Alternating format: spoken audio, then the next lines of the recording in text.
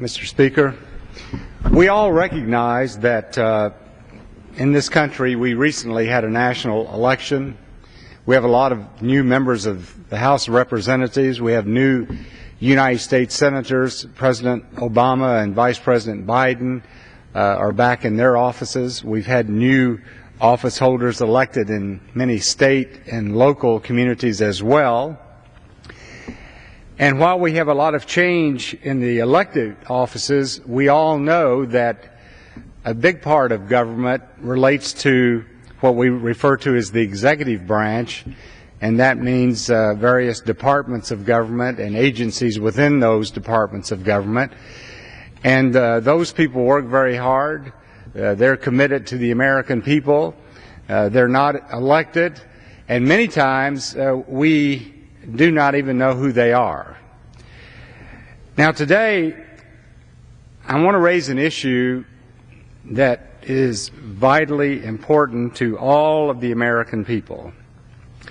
Because on or about December the 10th, the levels of water on the Mississippi River are going to be so shallow between St. Louis, Missouri, and Cairo, Illinois. And then on top of that, because of rock pinnacles near Grand Tower and Thebes, Illinois, that river traffic may come to a halt on the Mississippi River. And that means there's going to be millions of tons of commodities that are not going to be able to be transported north and south on that river.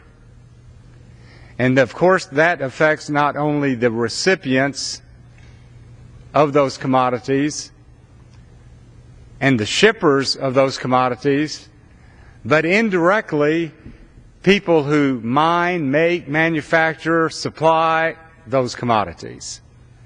And so this potentially can have a dramatic impact in a negative way on the economy of our country at a time when we are trying to stimulate the economy, create more jobs, and make sure that we do not throw ourselves back into a recession. Now in November, early November, and even toward the end of October, over 15 United States senators, around 65 members of the House of Representatives, 5 or 6 governors of various states, have written letters to President Barack Obama, Major Philip May, Regional Administrator for Region 4 of the Federal Energy Management Agency, Mr. George Tony Robinson, Region 6, Federal Emergency Management Agency, the Honorable Joe Ellen Darcy, Assistant Secretary of the Army for the Corps of Engineers, Mr. William Craig Fugate, Administrator for the Federal Emergency Management Agency, Mr. Andrew Velasquez, a Regional Administrator, Region 5 for the Federal Emergency Management Agency, Ms. Beth Freeman, Regional Administrator, Region 7 for the Federal Emergency Management Agency, in which we point out this impending problem. Now, I'm not the only one up talking about this. Every member of Congress along that corridor are receiving phone calls, letters, emails. We have all sorts of groups out there very much worried about this problem needing to be solved. And it can be solved. But it appears that the Corps of Engineers has an annual operating plan. And this annual operating plan determines how much water they're able to release from the Missouri River into the Mississippi River in the wintertime. And I understand that they have to have a plan. But most people in America know that when you have exceptional circumstances, you have some emergency, you have some unintended consequence, that you have to make alternative plans. And so those senators that I talked about, those members of the House that I've talked about, the governors that I've talked about, the 15 or 20 associations that I've talked about, all have gone to the Corps of Engineers and asked them to change their annual plan and release some water from the upper Missouri to the Mississippi River so that we do not have to stop barge traffic on the Mississippi River. And so far, we've heard no response. And I know that there are groups that are opposed to this. There are some environmental groups that are opposed to this, and for valid reasons.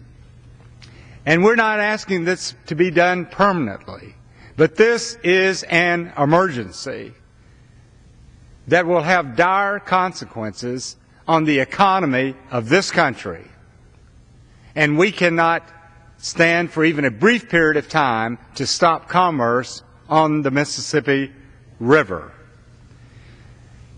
And of course, there's another issue that I mentioned earlier, and that is that we have these rock pinnacles that are contributing to the problem of this shallow waterbed between Grand Tower and Thebes, Illinois.